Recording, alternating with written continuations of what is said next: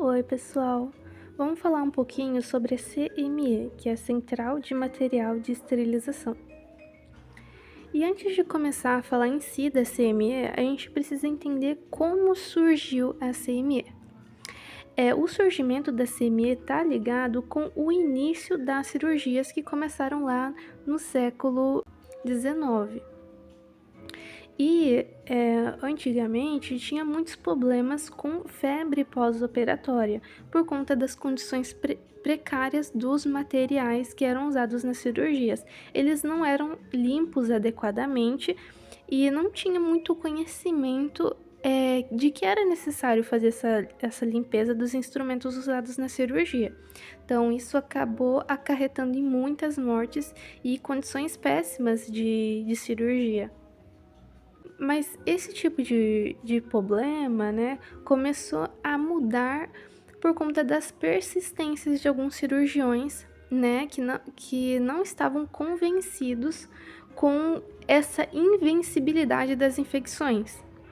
Antigamente, a gente não tinha o conhecimento que nem hoje em dia de que as infecções elas são causadas por micro-organismos, bactérias, vírus. Antigamente acreditava na teoria dos miasmas, de que o ar ele trazia substâncias que faziam mal para a gente, que elas estavam no ar e não micro-organismos em si. Então, a gente começou a ter algumas mudanças, algumas pessoas que viam que esse tipo de coisa, que a limpeza estava associada a combater as infecções, começou lá com Ignaz Semmelweis, que é um médico húngaro que ele recomendava a lavagem das mãos antes das cirurgias, antes dos contatos com os pacientes, para reduzir as mortes. Mas é claro que, como isso era uma ideia muito nova para a época, ele não foi levado muito a sério. Outro médico importante que iniciou os tratamentos antissépticos em feridas foi o Joseph Lister. Ele usava antissépticos tanto em feridas, em instrumentos cirúrgicos, e ele também teve algumas ideias de vaporização de instrumentos, usar vapor para esterilizar, limpar os artigos. E o Robert Koch, ele foi o bacteriologista que descobriu as bactérias, né, o bacilo da tuberculose, e inventou um meio bactericida, que é o vapor de água em ebulição, e que esse jato de vapor fervente, né, podia ali fazer uma esterilização dos materiais. Outra pessoa muito importante foi a Florence Nightingale, que ela se preocupava com as condições de higiene nos ambientes hospitalares e dos materiais que eram utilizados para cuidar dos doentes. Então, essas pessoas que elas viam que era necessário a limpeza, que se preocupavam com isso, elas influenciaram esses pensamentos, reestruturaram os hospitais, que passaram a perceber que isso de fato estava atrelado com a saúde, limpeza e saúde precisavam estar juntas, então houve essa reestruturação. Então, tem a chegada aqui da CME, que é a Central de Materiais de Esterilização, que é o local onde tem a esterilização dos materiais cirúrgicos. E a CME, ela tem uma estrutura para que seja tudo muito organizado. Então, a gente tem aqui em cima a área suja, onde o material sujo entra, e aqui a gente tem a área limpa. A área limpa, nada que vai para a área limpa volta para a área suja, tá? Ele é um sentido único. Então, o material limpo não pode voltar para o sujo, tá? Então, aqui a gente tem a área suja, onde a gente recebe o material, tem a área limpa, onde é feita a montagem, empacotamento, e daí tem a área de esterilização. Nada que vai para a área de esterilização volta para a área limpa ou para a área suja, tá? Aqui é uma área estéril, onde a gente faz a esterilização né, por meio de autoclaves ou outros tipos de câmeras, então sai também em sentido único para estocagem, para ser armazenado, para ser estocado e para ser distribuído para os outros setores. A enfermagem, ela tem um papel importante na CME, tanto os técnicos de enfermagem que vão estar ali realizando a desinfecção, identificação, limpeza, esterilização, quanto o enfermeiro que vai estar supervisionando, vai estar realizando os testes. Por mais que a enfermagem na CME ela não seja de maneira direta, assistencial ao paciente, ela é muito importante, porque mesmo fazendo um cuidado de maneira indireta, ele vai influenciar muito para que não haja infecção hospitalar. Porque a gente pensa muito nas IRAs, né, nas infecções relacionadas à assistência, como algo assim direto, mas se o material não foi esterilizado corretamente e vai para uma cirurgia, isso pode causar um problema muito grande para o paciente. E aqui a gente vai começar o Palácio da Memória. Ela é uma técnica de memorização onde a gente vai usar um espaço, geralmente um espaço físico real, para que a gente possa memorizar melhor os nossos estudos. Mas eu criei aqui um espaço físico que é digital, para a gente conseguir memorizar melhor. Porque aqui a gente tem muitos produtos, a gente tem muitos materiais e muitas etapas. Então, a gente vai imaginar que aqui é a área suja, né? O expurgo. Por essa portinha aqui, o material foi recebido, né? Foi entregue, ele veio de algum setor, da UTI, do centro cirúrgico, para essa área. A gente vai fazer então a limpeza desses materiais, né, com a escova, com a escova, água quente e detergente enzimático. Quais materiais que a gente pode fazer a limpeza apenas ou a desinfecção de baixo nível? Materiais que não entram em contato com a mucosa do paciente, ou entra em contato com a pele, ou nem entra em contato direto com o paciente, como por exemplo, cuba-rim, termômetros, bandejas, tá? Então a gente pode fazer uma limpeza, ou a gente pode fazer uma desinfecção de baixo nível, que é aquela desinfecção que a gente vai usar produtos de desinfecção de baixo nível, que é, por exemplo, o álcool, que ele é tanto de médio quanto de baixo nível, ou o quaternário de amônia, tá? Aqui a gente tem as prateleiras, então eu coloquei aqui embaixo da prateleira, na prateleira mais baixa, os produtos de baixo nível, de desinfecção de baixo nível. Aqui na fileira média, eu coloquei os produtos de médio nível, desinfecção de médio nível, e aqui no alto, os produtos de desinfecção de alto nível. Qual que vai ser a diferença aqui da limpeza e da desinfecção? Nem todos os produtos a gente vai precisar fazer desinfecção, tá? Mas todos os artigos a gente vai precisar limpar. Então, todos os artigos vai passar por uma limpeza, por fricção mecânica, por água quente, detergente enzimático. E alguns produtos que não precisam ser esterilizados, eles vão ter que passar por desinfecção. Então, por exemplo, aqui, em alguns lugares, o laringoscópio, ele não precisa ser esterilizado, mas ele tem que passar por desinfecção, tá? De alto ou médio nível. Então, quais são os produtos? A gente vai imergir esse material, que são os materiais de assistência ventilatória, que vão entrar em contato com mucosa, eles precisam de desinfecção de alto ou médio nível. Então, a gente pode usar o hipoclorido de sódio 1%, os fenólicos e o álcool, que também é um produto de desinfecção de médio nível.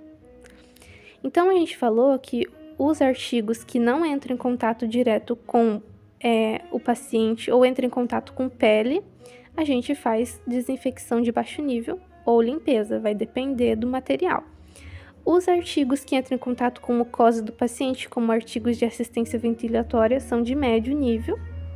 E os artigos de alto nível, que vão precisar passar por desinfecção de alto nível, são artigos que entram em direto contato com mucosa ou tecidos subjacentes da pele. Então, materiais que a gente usa lá na cirurgia, porta-agulha, vão precisar de desinfecção de alto nível, que vão usar quem? O glutaraldeído e o ácido peracético. Uma imersão, né? Produtos vão precisar estar imergidos de 10 a 30 minutos, tá? Então, aqui, ó, por essa janelinha, a gente vai precisar passar esses materiais que foram limpos lá para a área limpa. Aqui na área limpa, a gente vai fazer a secagem desse material, porque ele foi limpo lá na área suja, mas ele também foi enxaguado. Então, a gente precisa, antes que o produto seque, né, a água não pode secar no produto. Então, a gente vai secar ele antes que ele seque sozinho, né, com uma compressa que não solte fragmentos. A gente vai montar esse artigo que precisou ser desmontado para ter a limpeza bem feita. A gente vai embalar esse artigo na embalagem adequada, vai selar, né, dependendo das embalagens, grau cirúrgico, Tyvek, precisam de selagem, vai identificar e vai colocar a fita zebrada, que é a fita que ela vai reagir à temperatura e assim a gente vê se o material passou pela esterilização ou se acabaram esquecendo de colocar, tá? Então, são processos importantes para ver se tudo foi feito de maneira adequada, tá? Então, esse material aqui da área limpa, ele vai ir para a área estéril. E aqui na área estéril a gente tem um monte de coisa, parece uma coisa muito louca aqui, tá? Mas eu vou explicar com calma, tá? Então, aqui na área de esterilização, o material vai chegar. E ele pode passar por vários métodos de esterilização. Não significa que na unidade onde você possa trabalhar na CME vai ter todos esses equipamentos, todos esses métodos, tá? Geralmente é um método ou outro que é utilizado, não necessariamente todos, tá? Então, a gente tem métodos de esterilização físicos, métodos de esterilização físicos, químicos e métodos químicos, tá? Então, a gente vai começar aqui pelos métodos físicos, que são os métodos comuns, que é o vapor saturado por sobrepressão. Então, a gente tá vendo que aqui a gente tem a palavra vapor, palavra pressão. Então, a gente vai ter um vapor numa pressão muito grande, que é a autoclave, tá? A autoclave, ela aquece de 130 graus Celsius até 135 graus Celsius por 15 a 30 minutos. Então, é um método de esterilização rápido e que vai usar a temperatura. E então, a gente tem aqui a autoclave. A autoclave, ela tem de dois tipos. Tem a autoclave gravitacional, que também é chamada de vertical, e a horizontal, que também é chamada de autoclave a vácuo. A horizontal, que é a vácuo, é mais comum em hospital, tá? Em uso hospitalar. Essa gravitacional nem tanto. Por quê? Qual que é a diferença dessas duas? A de uso hospitalar, ela tem uma bomba que vai retirar o ar, né, por meio dessa bomba. E quanto a vertical, como a gente vê, ela é vertical, ela vai liberar o ar por meio da gravidade, tá?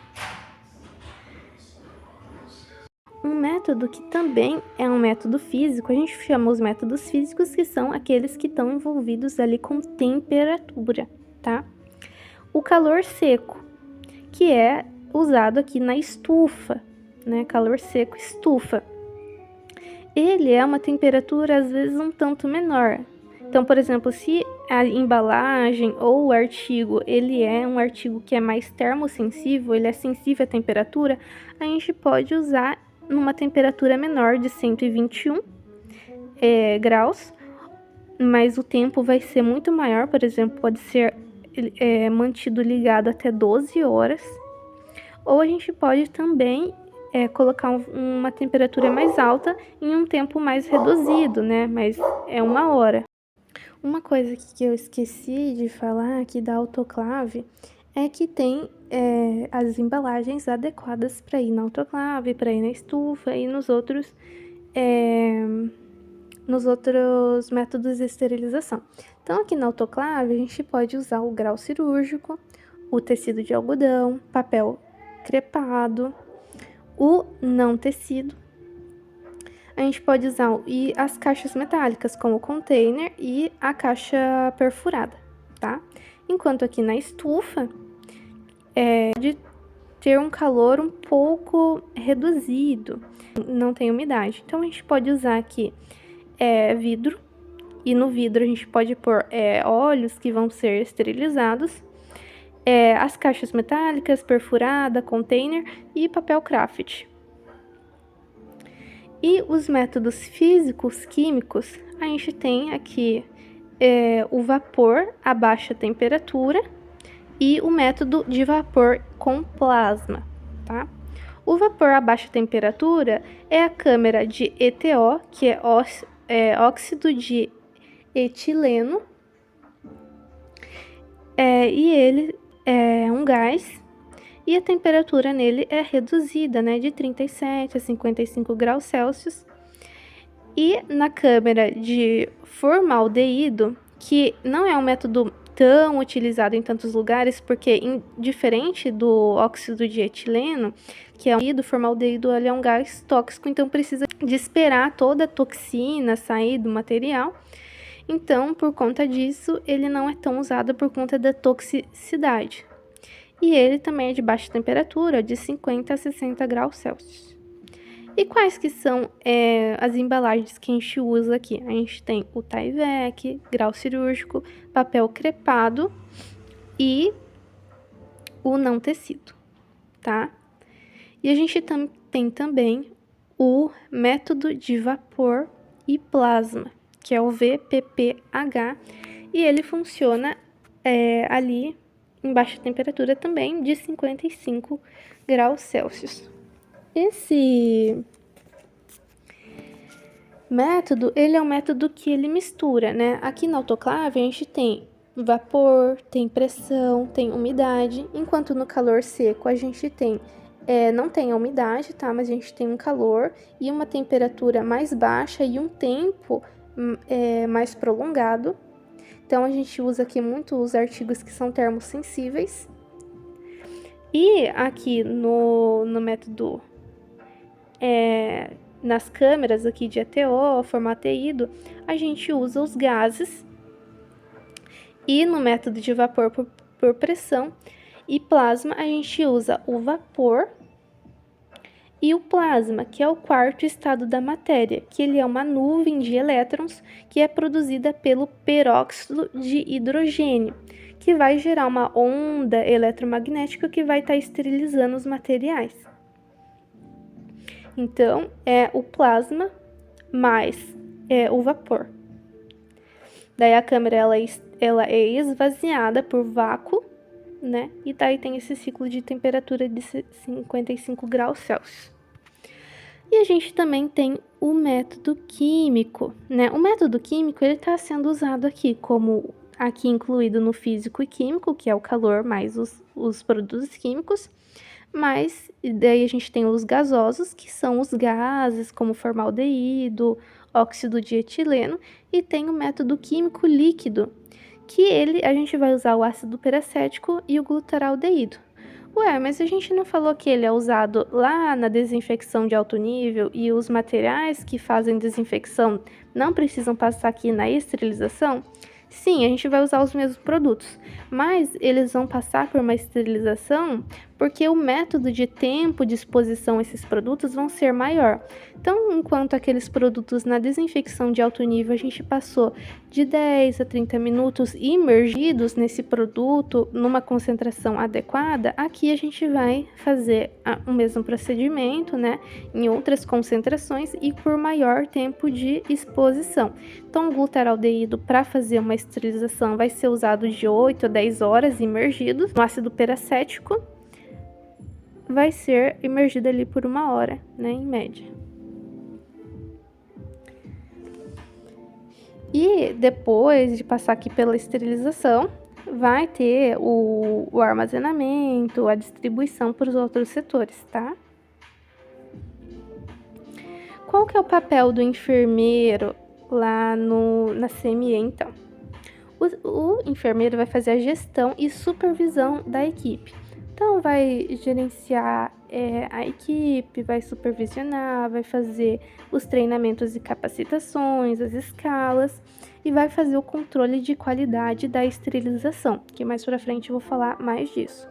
Vai fazer a avaliação e seleção dos materiais e embalagem e garantia da segurança do paciente e prevenção de infecções. Então, a gente vai ver também se as vacinas estão regulares. E quando a gente fala aqui do controle e qualidade de esterilização, a gente fala também do papel importante do enfermeiro, que é verificar que fazer uso dos testes, né? Que vão ser os indicadores biológicos e integrador químico. Aqui biológico. Os testes biológicos, eles são os únicos testes que vão assegurar que a esterilização foi feita. Então, que teve ali a morte dos micro-organismos, numa escala de 1 a 1 milhão. E quais testes que vão mostrar isso pra gente? A gente tem os testes em tiras, que são os testes lá de primeira geração, que são os testes de tiras com os micro-organismos ali incubados, e eles vão mostrar se está tendo a esterilização, né, a morte desses micro-organismos ou não.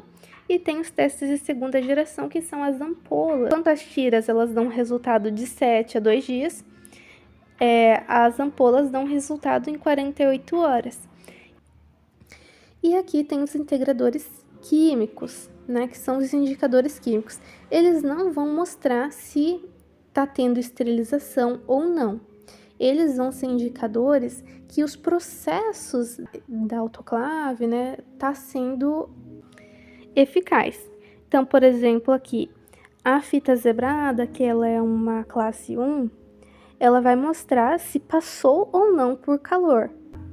O de segunda classe, que é Boy Dick, que é esse papelzinho aqui, que ele é colocado sozinho lá na autoclave, ele vai mostrar também se houve temperatura adequada. Então, aqui ele tá rosinha porque ele não foi exposto a nenhum calor, né? Ele foi acabado de tirar da embalagem, mas ele fica todo preto aqui, se passou pela esterilização adequada, mas se ele teve aqui manchinhas mais claras, não foi totalmente escurecido, significa que não houve ali uma eficácia da temperatura, tá? Então, é um problema na máquina. E tem os indicadores de classe 3, que também são tiras, mas eles vão ser indicadores de parâmetros simples, como temperatura também. E os indicadores ali de classe 4, eles são multiparâmetros, então eles vão ver se o tempo está adequado e se a temperatura está adequada. E a classe 5 e 6, que é esse daqui desse pacotinho, como a gente vê aqui, ele vai ver as condições de tempo, temperatura, pressão e vapor. Então, eles são mais completos, né? E a diferença do integrador químico classe 5 e 6 é que o 6, ele é um indicador de simulação, então ele só vai reagir totalmente, né? Ele só vai dar o resultado após ele passar por 95% do ciclo lá da autoclave, tá? Então, ele é mais fidedigno, digamos assim. Então, pessoal, obrigada e bons estudos!